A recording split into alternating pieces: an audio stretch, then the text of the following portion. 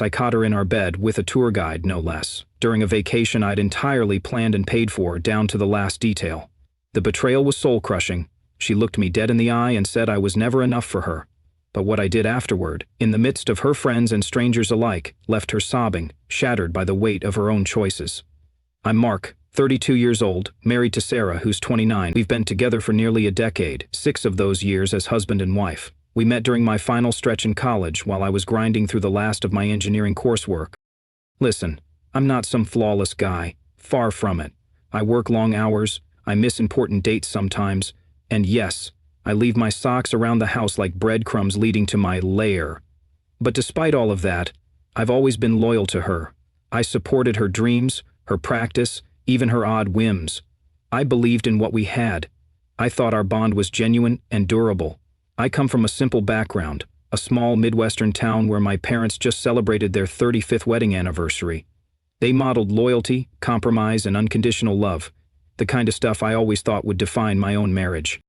I did everything the right way. I busted my ass to secure a stable job, climbed the corporate ladder, saved up, and bought us a cozy house in the suburbs, complete with a fenced yard and a porch swing. The dream life, or so I thought. When I first laid eyes on Sarah, she was knee-deep in her psychology coursework.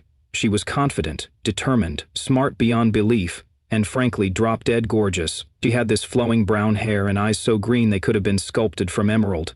They changed hues depending on what she wore, sometimes piercing, sometimes soft, always captivating. And her laugh.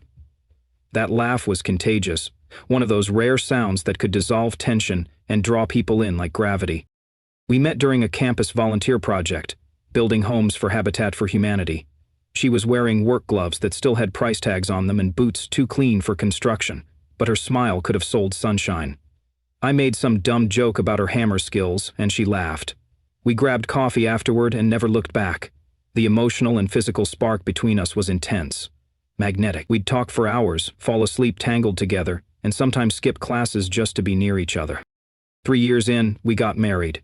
It was a quiet ceremony, nothing flashy, just heartfelt. A year after that, we signed the mortgage papers on our home. I was thriving in my engineering career, while Sarah began her journey as a licensed therapist, specializing in family dynamics. In hindsight, that last detail is cruel irony. Our daily life settled into something soft and steady. We weren't in the honeymoon phase anymore, but it was peaceful, secure. Our mornings always began with a shared cup of coffee, sleepy chatter in our pajamas. Weekends were spent elbow-deep in home improvement projects or watching true crime shows until we passed out on the couch. Every other Friday we went out dinner, a movie, sometimes bowling. We talked about kids occasionally, but weren't in a rush. Intimacy was still there. Regular, warm. Not wild, but deeply satisfying, or so I believed. Then came that one ordinary Tuesday night. I was stretched out on the couch, flipping through my phone, half listening to a sitcom I'd seen a dozen times. My game was updating, and I was just killing time. That's when she walked in, face unreadable, posture stiff. There was this charged air about her, like she'd been rehearsing what she was about to say all day, maybe even longer. She looked right at me and said those 4 words that chill any man's blood. We need to talk. I muted the TV and sat up, searching my memory for anything I might have forgotten. Birthday? Anniversary? Did I leave the stove on? She stood there, silent for a few beats, as if choosing her next words with surgical care. I think we should try a sexless marriage, she finally said. At first, I laughed. How could I not? It was so absurd that I figured she was making a weird joke. What, like as a challenge? A dry January but for intimacy? I said with a nervous chuckle. But her face didn't move, no trace of humor, just cold, raw seriousness. I'm not joking, Mark. I've been thinking about this for a while. I believe it could make our relationship stronger. My brain froze. I stared at her like she had grown horns. Was this the same woman who used to text me naughty notes during client meetings, who once covered herself in whipped cream on my birthday, giggling like a kid with a secret? My chest tightened. Wait, where's this coming from? Are you unhappy? Did I mess something up? I asked, heart pounding. She exhaled, exasperated. This isn't about what you did or didn't do. She launched into a monologue about reclaiming identity, about podcasts that explored the philosophy of emotional over physical connection, about how too much focus on sex could blind couples from addressing core issues. She mentioned these women, online content creators who found freedom in stepping back from sexual expectations. So let me get this straight, I said. You binge a few self-help episodes from social media, and now our marriage needs a complete overhaul? That's not what I'm saying, she shot back. I think we've been leaning too much on the physical side. This is about rediscovering who we are outside of that. No sex, I repeated, more to myself. And how exactly does that bring people closer? You're being narrow-minded, she said, her voice rising with frustration. This isn't forever. It's just a temporary step to reevaluate and reconnect, as individuals, not just as physical partners. But we are partners. And for me, that includes every part of who we are, mental, emotional, and yes, physical. She folded her arms again and lowered herself into the chair across from me. Her eyes were on fire with conviction, but her voice was strangely calm. Exactly. And that's why we need to explore what our relationship looks like without defaulting to physical intimacy as our comfort zone. This isn't me rejecting you. It's about understanding us, really understanding, without using sex as a shortcut. That word, shortcut, hit me like a gut punch. Shortcut? Was our connection something so shallow to her? Just a fallback? I felt the foundation of our marriage begin to tremble. My thoughts spun in 1,000 directions at once. How could she say this now, after everything we'd built? We'd weathered stressful moves, financial struggles, tough family holidays, and we'd always come through stronger. Or so I thought. And yet here she was, calmly suggesting that we strip away one of the most intimate parts of our bond to discover ourselves. It felt less like healing and more like an unraveling. I looked around our living room, the family photos, our wedding picture, the worn-in couch where we'd spent lazy Sundays. Everything screamed commitment, shared life, shared memories. How could she want to toss a fundamental part of our relationship out the window like it was outdated furniture? I wanted to scream, but I sat there, silent, waiting for her to say something that made it all make sense. But she didn't. She just stared back at me, resolute. To her, this wasn't the beginning of the end. It was some kind of emotional evolution. To me, it felt like erasure. Like she wanted to erase the very thing that made us more than roommates. I tried to gather my composure, to speak without bitterness. Sarah, I love you. But love includes every part of us. If we take that away, what's left? She didn't flinch. Us. What's left is us, Mark. And if we're not enough without sex, then maybe we were never strong to begin with. That stung more than I cared to admit. And that's when I knew we were on two very different wavelengths. She saw intimacy as a distraction. I saw it as a vital thread. And now, that thread was unraveling. I got up from the couch quietly, walked to the kitchen, poured a glass of water, and just stood there, breathing. Everything about our marriage suddenly felt fragile, like glass you didn't realize was cracked until it shattered in your hand. I never saw our physical intimacy as some dependency or crutch. To me, it was a form of love, an expression of closeness, a binding force that held us together when life threw chaos our way. Without it, what were we even doing? Just two people splitting the rent and occasionally sharing a meal? I couldn't hold it in anymore. Do you even hear yourself? I asked, incredulous. This doesn't sound revolutionary, it sounds completely unhinged. Her expression faltered for just a split second, hurt flashing in her eyes, but she quickly rebuilt that self-righteous mask. You're not even open to considering it, she said softly, as though disappointed in me, like I'd failed some moral test. You're right, I shot back. I'm not. Because what you're asking for doesn't sound like a marriage, at least not the one I committed to. The silence that followed was suffocating. Thick, unspoken tension filled the air like smoke. She stared at me as though waiting for some divine enlightenment to strike me down, like I'd suddenly realize how enlightened her plan was, leap from the couch, and thank her for rescuing us from traditional intimacy. But all I felt was confusion and betrayal. This wasn't just about sex anymore, not even close. It was about something deeper, something that had been silently festering under the surface of our relationship, and I had no clue how to fix it. In the days that followed, everything felt surreal. I kept expecting a reset, some moment where she'd laugh about it all, and say, "Yeah, that was dumb. I was just caught up in some self-help spiral." But that moment never came. Instead, she drifted farther. At first it was subtle. She became glued to her phone, earbuds always in, absorbed in whatever she was reading or watching. I'd pass by and catch bits of motivational jargon and empowerment slogans. One day, I walked into the kitchen and heard, "A woman's worth isn't defined by how she pleases a man." She quickly paused it, eyes darting like a teen caught watching something she shouldn't. "Interesting stuff?" I asked, trying not to sound accusatory. She shrugged. Just stuff I've been thinking about." That shrug spoke volumes. Sarah used to talk to me endlessly. Her day, her random thoughts, weird dreams she had at 3 o'clock. IEM? Now, I was lucky to get a nod. Then her look started to change. Sarah had always been a jeans and sweatshirt kind of girl, comfortable, real. But suddenly she was dressing like she had interviews with Fortune 500 CEOs. Blazers, blouses, slacks. Even her hair transformed. She chopped off her long soft curls into a sharp bob with heavy bangs. When I saw it for the first time, I did a double take. 6 years married and not once had she mentioned cutting her hair short. "You look different," I said one Saturday morning as she applied lipstick, even though we had zero plans. "Thanks," she replied flatly, not even glancing at me. "Are you heading somewhere?" I asked. "No," she said, and that was the end of that.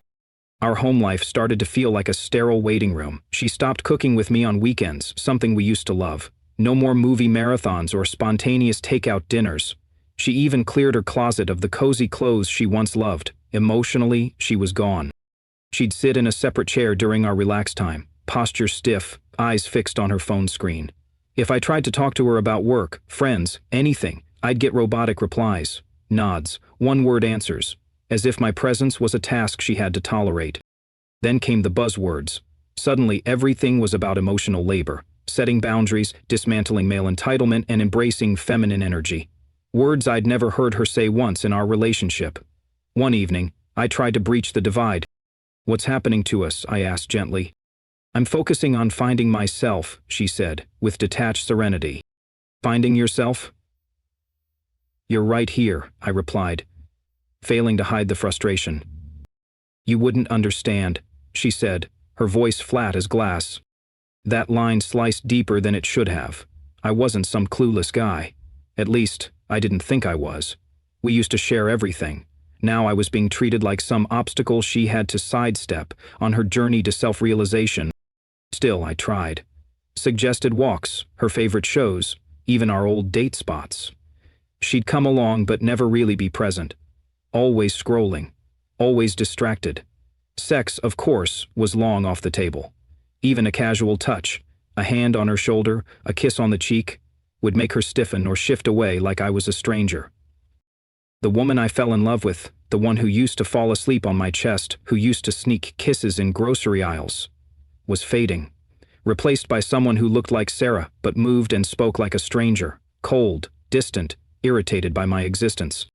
2 weeks after she dropped the bombshell about a sexless future, she stormed into the living room one evening while I was watching a basketball game. Without a word, she thrust her phone into my face. "Look at this," she ordered. The screen displayed an Instagram post from a page called Patriarchy Smashers. It had hundreds of thousands of followers. The quote read, "You owe men nothing." The page was filled with slogans about breaking free from male expectations. I handed the phone back to her slowly. "Okay?" "And?" Her jaw tightened. "This is what I'm talking about. We've been conditioned to believe that certain roles and expectations are normal, but they're not. They're constructs." I stared at her, stunned. "So now I'm... What, the patriarchy? Is that what you see when you look at me?" She didn't answer, just stared at the phone. Even sitting next to her, I felt more alone than ever. She used to greet me with warmth, laughter, and movement. Now there was only silence. I started to question everything. Was this my fault? Had I missed the signs? Did I get too comfortable in our routines? Mistake stability for satisfaction? I ran through every conversation we'd had over the past year, searching for clues, hidden meanings, and signs I'd ignored. But the truth was she hadn't hinted, she hadn't communicated, she'd just changed, like flipping a switch. One night, I stayed up after she went to bed, scrolling through that Patriarchy Smashers page. Quote after quote radiated resentment toward tradition, toward men. It wasn't just empowerment, it was rage. Was she building a new identity? And if so, where did I fit into it? One Thursday, I made her favorite pasta, dimmed the lights, and played our wedding playlist. When she walked in, she looked at the table, then at me. Not a smile, not a flicker of appreciation. "What's all this?" she asked, more curious than warm. "Just thought we could have a nice dinner, like old times."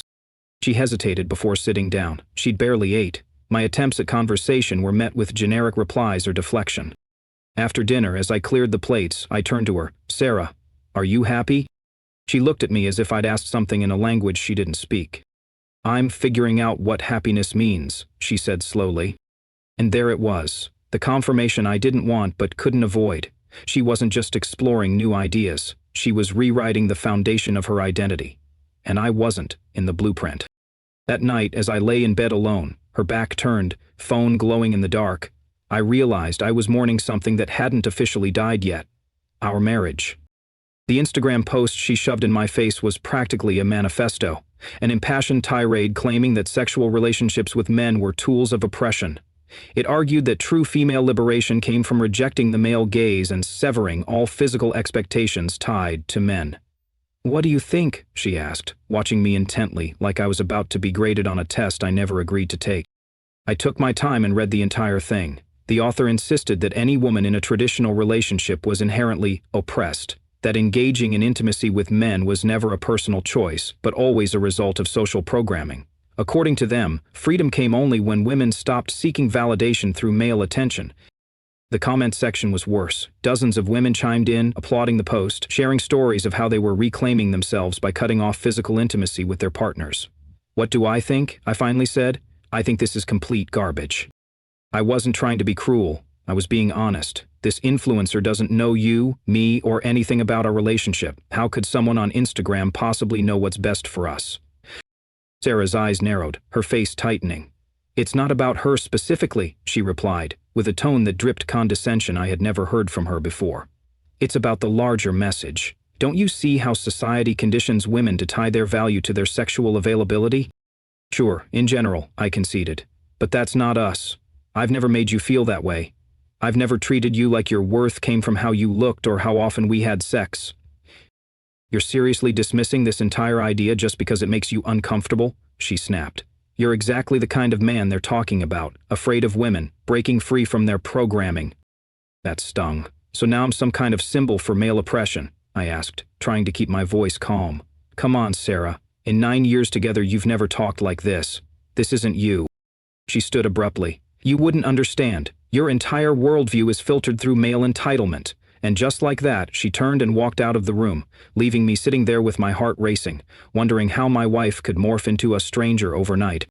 That night in bed, I stared at the ceiling while she lay next to me, silent and distant. She was just inches away, yet it felt like miles.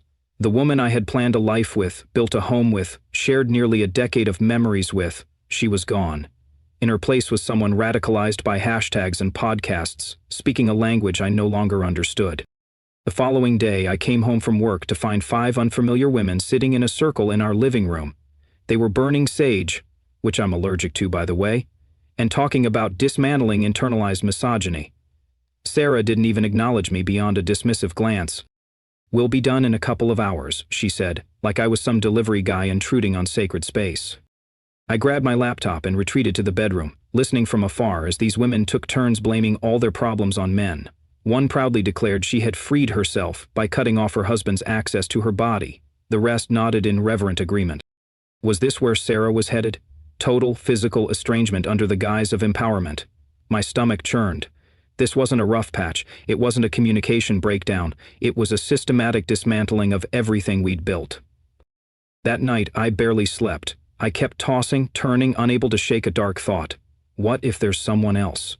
I hated that idea, but it made a twisted kind of sense. Her sudden coldness, her secrecy, the way she angled her phone away when I entered the room. The next morning, while she was in the shower, I did something I never thought I'd do. I tried to check her phone. It was locked. The passcode had been changed. We used to know each other's codes because we trusted each other. When had that changed? I began watching more closely. She was glued to her phone constantly, tapping out messages and then turning the screen away whenever I came close. She'd vanish into the home office for hours, claiming she was journaling or attending empowerment workshops. Every ping from her phone made her leap to check it. If I walked in, she'd quickly swipe away whatever she was viewing. It all screamed guilty behavior. One night, I pretended to be asleep as she crawled into bed beside me. She immediately pulled out her phone, started typing furiously, and smiled at whatever response she got. She hadn't smiled at me in weeks. Who the hell was making her grin at midnight? The next evening, I finally asked, "Who are you always texting?" She flinched, then composed herself. "Just some women from my feminist collective. We're discussing the systemic oppression built into traditional marriage." "Your feminist collective," I repeated. "Since when are you in a collective?" Why does it matter to you? She barked. Are you trying to control who I talk to now? That's textbook patriarchal behavior. No, it matters because you're my wife, and you've been treating me like I'm the enemy.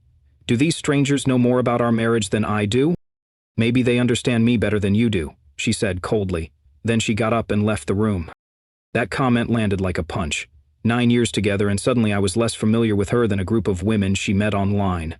I sat there in silence, numb, wondering when exactly I'd lost her and whether I'd ever get her back. Over the next few days, her phone never left her side. She'd take it into the bathroom, hold it during meals, and sleep with it resting on her nightstand like a security blanket. The more she retreated into that device, the more I felt like a stranger in my own home. One afternoon, I returned early from work, hoping to surprise her, maybe talk things through, see if we could bridge this growing gap. Instead, I walked into our living room to find her sitting cross-legged on the floor with her headphones in, staring blankly at a live stream of some speaker ranting about masculine dominance and the illusion of romantic compatibility in marriage. She didn't hear me. I just watched her, engrossed in rhetoric I couldn't relate to. She finally noticed me and pulled out one earbud. Didn't expect you home this early. I wanted to say something, ask her why she was doing this, what she hoped to find, but I felt drained. I didn't want another fight, so I just nodded and went upstairs, the weight of unspoken pain dragging behind me. Her scent had been replaced by overpowering essential oils from her new routines. I started working late, not from necessity but to feel like myself again. One evening, I overheard her on a video call. She told someone she felt trapped in a role she didn't choose, that she was finally beginning to see clearly, that this was the start of her reclaiming her voice. That word again, reclaiming. Like our years together had stolen something from her, like I was a thief, not a partner. I closed the door and sat on the bed, breathing through the ache.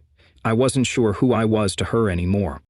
Whatever we were, it felt like we were slipping into history. I started noticing other changes too, subtle at first. Her phone was always face down when I was near.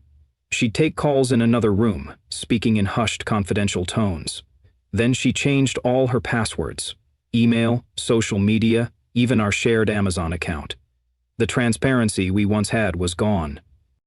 One afternoon, I came home early, hoping to reconnect. I walked through the door and immediately heard laughter from her office. Not just a polite chuckle, real laughter, warm and genuine, the kind of joy I hadn't heard from her in weeks, and certainly never directed at me, lately. I knocked, then pushed the door open. She startled, quickly ended her video call, and flipped her screen to a blank document. Sorry, didn't mean to interrupt, I said, watching her expression carefully. It's fine, just wrapping up, she replied, without looking up. Who were you talking to? Sounded like you were having fun. Just the collective, she said. We were discussing dismantling beauty standards. Yeah, hilarious topic, I muttered. And just like that, paranoia started sinking its teeth in. Every glance at her phone, every vague response, every late-night typing session, it all looked different now. I wasn't just suspicious, I was scared. Scared that I was watching the woman I loved disappear. Was she cheating? Emotionally? Maybe physically? Was she being manipulated by some fringe cult disguised as empowerment? I couldn't concentrate at work. Sleep became impossible. My thoughts looped through worst-case scenarios. One night, she fell asleep early. Her laptop was still open on the kitchen table. I knew it was wrong, but desperation took over. I approached slowly, expecting a wiped history. But she'd forgotten to log out of her email.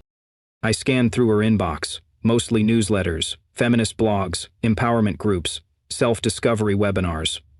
But one folder stood out. Personal. Inside were dozens of emails from someone named Alex. I clicked on one from 2 weeks earlier. Sarah, our conversation last night was incredible. I've never connected with anyone on such a deep level. You're truly awakening to your authentic power, and it's beautiful to witness. The way you described your situation at home, it's so common.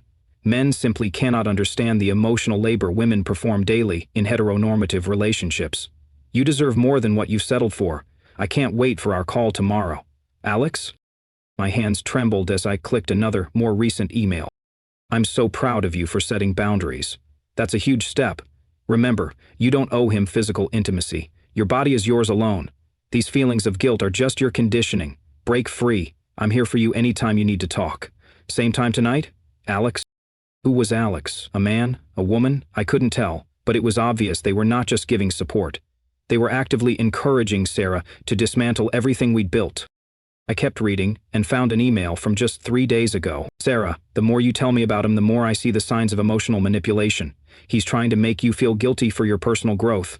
That's not love, it's control. You deserve space to explore who you are outside of his expectations. I'm here for you every step of the way. Alex. Rage welled in my chest. This person had never met me. They didn't know anything about our lives. And here they were painting me as some abusive archetype from a toxic relationship meme. Worse, Sarah was feeding them intimate details. Our arguments, our dynamic, our private struggles. I found more. Zoom links to meditation sessions led by Alex, references to private one-on-one calls, receipts for donations, $200, 0 cents here, $350, 0 cents there, all from our joint account. Over $3,000, 0 cents in the past month. We'd always agreed to discuss purchase over $500, 0 cents. And now she was funneling thousands into some online collective without a word. A red flag waved in my mind, blaring louder with every new discovery. A PDF titled Liberation Guide was attached to one of the emails. I opened it. 12 Steps to Freedom from Patriarchal Entrapment. Step 1. Recognize your conditioning. Step 2. Establish physical boundaries, including initiating a sexless relationship. Step 6. Divest from male approval, encouraging changes in appearance to please only yourself. It read like a cult handbook. Everything clicked. The new vocabulary, the sudden coldness, the aloofness, the transformation in how she dressed, how she moved, and how she spoke. The women's circles, the secrecy. Sarah wasn't just experimenting with self-help. She was being radicalized, pulled into something that actively framed our love as a cage. I snapped photos of the emails, the receipts, and the guide. Then I carefully closed the laptop, leaving everything exactly as I found it. I didn't confront her that night. I needed to breathe, to think. I wasn't ready for a war, not yet. Over the next few days, I observed quietly. She locked herself in her office for nightly meditations, always with the door closed. I dug deeper into the collective's website. It was sleek and curated. The language is vague but hypnotic. Liberate your sacred feminine. Transcend inherited roles. Dismantle male-centered identity. They offered packages, monthly fees for digital circles, coaching sessions, and liberation curricula.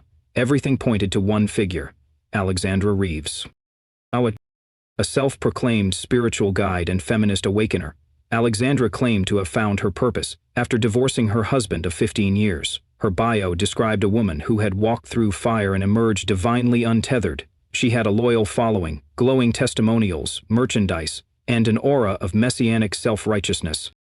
I read more testimonials from former members, or maybe current disciples, women who had left marriages, families, and homes, who praised Alex for removing their blindfolds and breaking their chains. One woman wrote, "I was a wife, now I am free." Another said, "My children will thank me one day for showing them a mother who chose herself." It chilled me. These weren't just stories. They were scripts. Scripts Sarah was slowly adopting as her own. The realization hit me like a truck. This wasn't just about our marriage anymore. It wasn't even about Sarah versus me. It was about Sarah versus herself, and a belief system, convincing her that love was imprisonment. She didn't know I knew. Not yet. But the clock was ticking.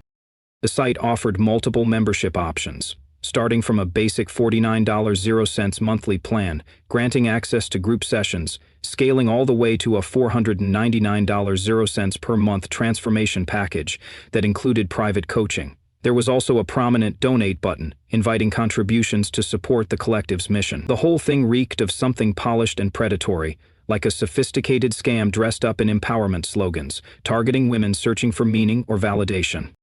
Things hit a boiling point one evening after dinner. I had cooked, like I did most nights now, and Sarah barely touched her food. Her eyes kept flicking toward the clock, clearly impatient. Finally, she stood up abruptly, her plate nearly full. "I need to go," she announced. "I have an important session at 8. "Sure," I said, my voice flat. "You go lock yourself in the office with your new best friend, Alex, while I clean up again." She stopped mid-step, slowly turning back to face me. "What did you just say?" I put down my fork and looked her dead in the eye. "You heard me. Alex, your guru or whatever. The one who's been feeding you this fantasy that I'm some kind of oppressive monster. Her face went pale, then flushed a deep red. "You went through my emails? How dare you invade my privacy?" "Privacy?" I shot back. "Since when do we have secrets in this marriage? You've been spilling every detail of our life to a complete stranger, letting them paint me as some villain, and I'm the bad guy for finding out?"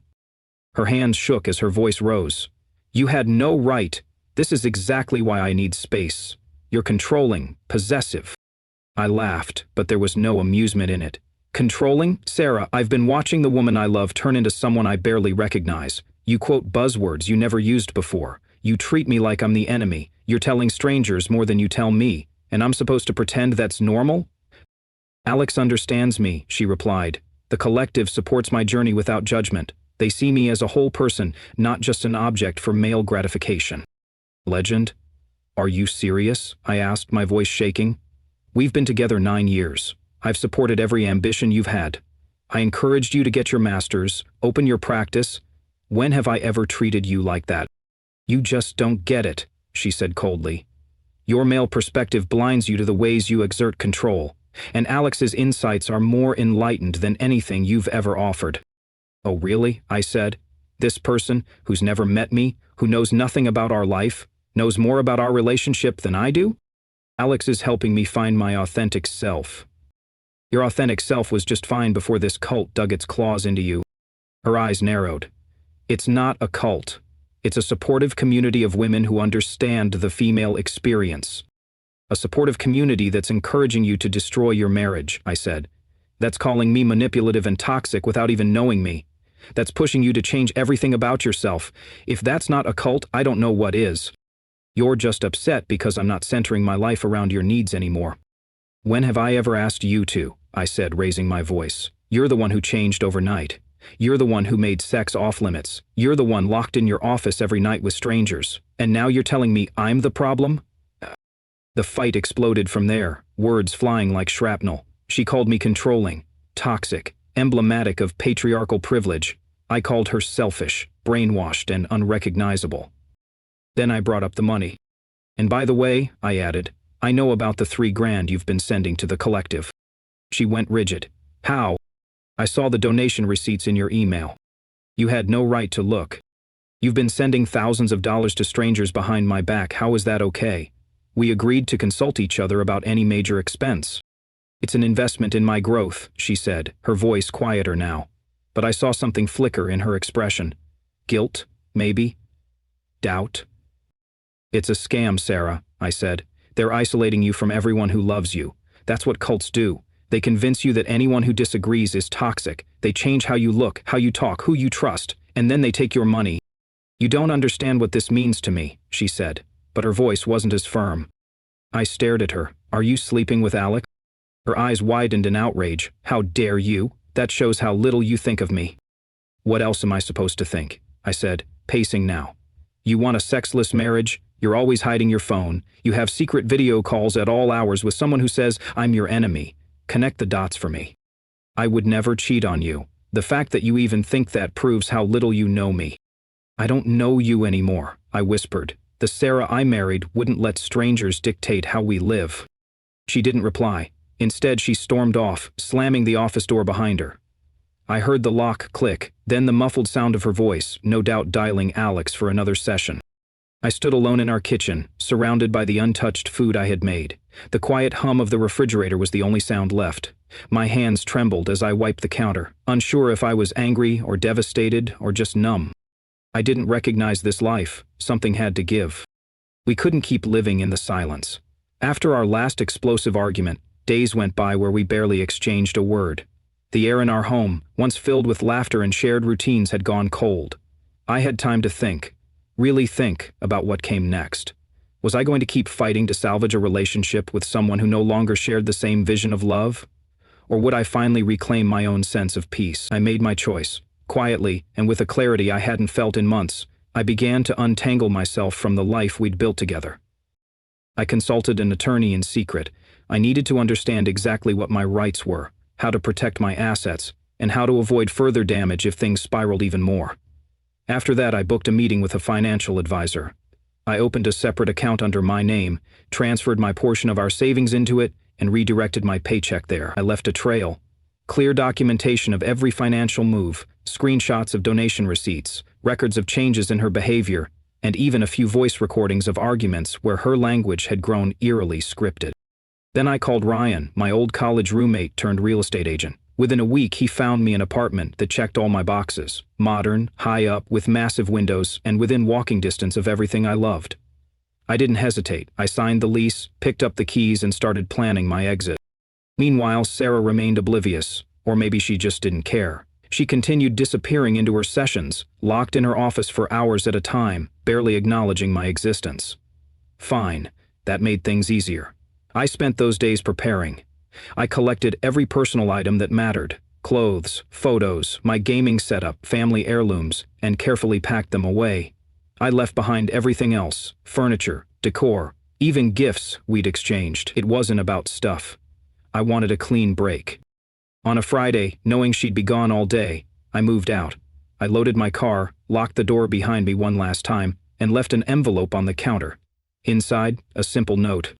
Sarah, you said you wanted a sexless marriage. I'm giving you something better. A marriage without a husband. I've moved out and separated our finances. The mortgage is covered through next month. My lawyer will be in touch about what comes next. Enjoy discovering your authentic self. Mark. Alongside the letter, I left printed copies of her emails, with Alex, the donations she'd made to that so-called collective, and a few screenshots from the liberation guide she'd been following. Not out of spite, just so she couldn't claim ignorance later. My first weekend alone was disorienting. The silence felt unfamiliar, but not unwelcome. I arranged my things, stocked my kitchen with whatever I wanted, and slept in without guilt or passive-aggressive glares.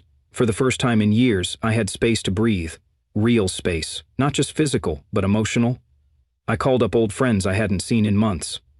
Some had been pushed away gradually by Sarah's subtle jabs at their toxic energy, but they welcomed me back without judgment. I joined a gym, signed up for Sunday pickup basketball, watched movies I liked, cooked meals for one. There was no criticism, no quiet resentment hanging in the air, just me, in a space that finally felt mine. For 3 days I heard nothing, then came the storm.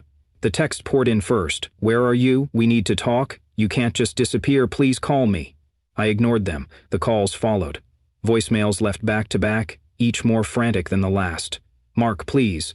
This isn't what I wanted. I didn't mean for it to go this far. Let's talk. We can fix this. Still, I said nothing. On day 4, she showed up at my workplace, but I'd already warned the front desk not to let her in. She sat in the lobby for hours until she gave up. Then she emailed, reached out through mutual friends, and even posted cryptic messages online that I knew were meant for me. Day 5, I picked up a call from an unfamiliar number. I thought it might be my lawyer. Hello, is this Mark? Who's this? This is Alex, from the Authentic Feminine Collective. I think we should have a conversation. I almost laughed. Of all the voices I expected to hear, hers wasn't one. Calm, patronizing, rehearsed. There's nothing you and I need to discuss, I said. I understand you're angry, she replied. But Sarah is hurting. She's realized how much you mean to her. Really? Fascinating. How much money has she given your collective in the past month? Silence. Yeah, that's what I thought. Don't call again. Don't email. If you contact either of us again, I'll file a harassment claim. Understand? Yeah. 2 more weeks passed. I settled into a rhythm. My skin cleared up. I slept deeply. My friends noticed I was laughing again. My lawyer confirmed Sarah had been served. She hadn't contested anything. No counters, no demands. I thought it was over. Then she appeared again, at my office, looking like a ghost of the person she used to be. Gone was the tailored blazer and confidence. She wore a stretched-out hoodie, no makeup, and the same haunted expression she used to claim was a result of patriarchy. She waited 3 hours. My receptionist said she wouldn't leave unless I saw her. I caved. You look, well, she said, sitting down. Her voice was small. Thanks. What do you want, Sarah? I made a mistake, she whispered. Her eyes were red, but not angry this time, just tired. I let something in and it took over. I didn't even realize it until you left. Alex, the collective? She nodded, eyes downcast. It's not what I thought it was. I did some digging. They target women in stable marriages. Women who are bored or unsure. They isolate them, convince them they've been oppressed, then start asking for money. I said nothing. I've given almost 5 grand. From our account. I didn't mean to. That's unfortunate, I said, calmly. I'm so sorry, Mark. I lost myself, and I think I lost you too. She wasn't wrong. I sat across from her, arms folded, face unreadable. Sarah's voice cracked as she admitted, I was just feeling stuck, lost, really. Then those videos popped up online, clips of women reclaiming their power, telling their stories. I watched one, then another, and suddenly it felt like someone had flipped a switch in my brain. Like everything I'd known about love, relationships, identity, it all seemed wrong. Her voice trembled, guilt heavy in every word. I didn't realize how deep I was until I couldn't get out. I stayed quiet, giving her the space to continue. The silence between us stretched long and taut. So what do you want from me now? I finally asked, keeping my voice calm, detached. I want to come home, she whispered. Tears slipped down her cheeks. I miss you. I miss the life we built. I've been seeing a licensed therapist now, a real one, not someone with a YouTube channel and a superiority complex. She's helped me see what happened, how I got manipulated.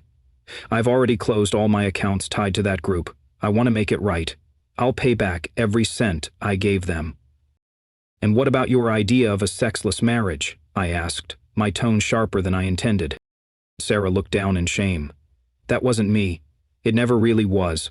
They got into my head, convinced me that intimacy was just another form of submission, that my body wasn't mine if I shared it in love. God, it sounds insane now. And the personality transplant? The sudden wardrobe change? The radical ideology? The secret meetings? I pressed. She shook her head slowly. It was like being hypnotized. They knew how to make you feel important, chosen, like you were finally enlightened and everyone else was asleep. They chipped away at everything, my trust in you, in myself, in reality. Textbook cult playbook, I said flatly. I didn't see it until you left, she admitted. That shock, it woke me up. I glanced at my watch. Your 5 minutes are up. She reached across the desk, her fingers trembling as they touched mine. Please, Mark, I love you. I lost myself. I want to come back to the life we had. I'll do anything. I gently pulled my hand away. Thing is, Sarah, I'm not the same either. These past few weeks gave me the clarity I hadn't had in years. I realized I want a partner who doesn't question 9 years of love because of an internet guru, someone who comes to me when something's wrong, who doesn't see me as the enemy for existing. That's me, she said, her voice urgent. The real me, not the one who got caught up in that nonsense. I leaned in. You know what hurt the most? It wasn't the suggestion of a sexless marriage. It wasn't even the thousands you funneled into that scam. It was realizing that you trusted a complete stranger on the internet more than you trusted me, your husband. That you believed I was part of the problem, some walking emblem of the patriarchy, after everything we've been through. She wiped at her tears with the sleeve of her hoodie. I don't know how we come back from that, she admitted, but I want to try. Please, just let me try. I stood up, ending the meeting. I'll think about it, that's all I can say right now. As I walked her to the door, she glanced over with desperate, reddened eyes. Can I call you? Maybe we could grab dinner next week, just to talk. I'll call you, I said. Maybe, but don't wait on me. I watched her walk away, her shoulders sagging, each step slower than the last. She was no longer the woman who'd once stood in that kitchen and coldly proposed a sexless, emotionless existence. She looked like someone coming out of a fog, and while part of me still longed for the version of her I'd once loved, another part was breathing freer than it had in years. 3 days later, I got an unexpected email. Not from Sarah, but from her, Alex. Or rather from her mailing list. A mass message titled, Urgent Update, from the Authentic Feminine Collective. Sarah had forwarded it to me with no added commentary. Beloved sisters, the email read, it is with a heavy heart that I announce the collective will be pausing our operations. I am facing unfair scrutiny and baseless allegations that threaten the sacred work we've built together. I must protect our vision and focus on resolving these attacks. Please note that your monthly subscriptions will remain active, so you retain your spot when we return. Stay strong in your truth. Alex. Below, Sarah had typed a short message. FYI, she's shutting down because 3 other women and I reported her for fraud. Just thought you should know. I had to hand it to her. That took guts. The Sarah I knew, the real one, might be clawing her way back. That evening the doorbell rang. Sarah stood there, backlit by the hallway light. She looked like herself. Not the radical, not the follower, not the confused soul who had vanished into rhetoric and rituals. Just Sarah, wearing jeans, a t-shirt, her hair loose and natural. No heavy makeup, no slogans. "I'm not here to beg," she said before I could speak. "I just wanted to give you this." She handed me an envelope. Inside was a check for $5,000, 0 cents. That's everything I gave them, plus a little extra. I sold off some designer stuff and jewelry. It doesn't fix what I did, but it's a start. I blinked, surprised. "You didn't have to do that." "Yes, I did," she said simply. "And there's more." She gave me a folder with printed emails, messages she'd sent to other women in the group, warning them about Alex. There were also screenshots of a new support group she'd started for women recovering from the same manipulation. "I'm trying to make this right," she said. "It's the only way I can justify any of this." I nodded, against my better judgment, impressed. "That's actually pretty incredible." "I'm not asking for a second chance," she said quickly. "I just thought you deserved to see it. I'm working on myself, for real this time. No more buzzwords, no more online gurus, just me." She turned to go. And against all logic, I said, "Maybe we could grab coffee sometime. Just talk." She smiled, faintly. "I'd like that." The door clicked shut behind her, and I stood there with the envelope in one hand, the folder in the other. A month ago, she was telling me that intimacy was oppression. Now she was out there trying to pull other women back from the same ideological edge. I wasn't sure what to feel. Gratitude, admiration, exhaustion, maybe all of it. That night I couldn't sleep, not because I was sad or confused, but because the closure I'd hoped for had finally started to take shape. The version of Sarah I had loved seemed to be resurfacing, battered but not broken, cautious but sincere. And I had a decision to make.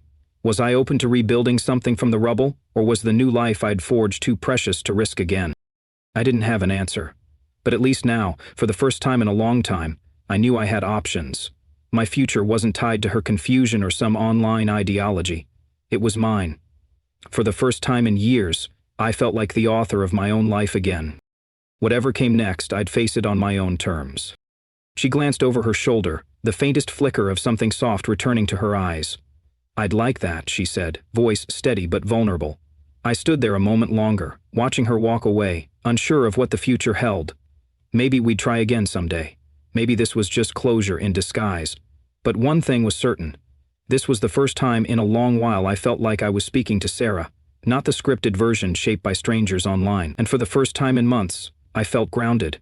The reins of my life were back in my hands. No more manipulation, no more walking on eggshells. Whatever happens next, it'll happen on my terms, and that finally feels powerful.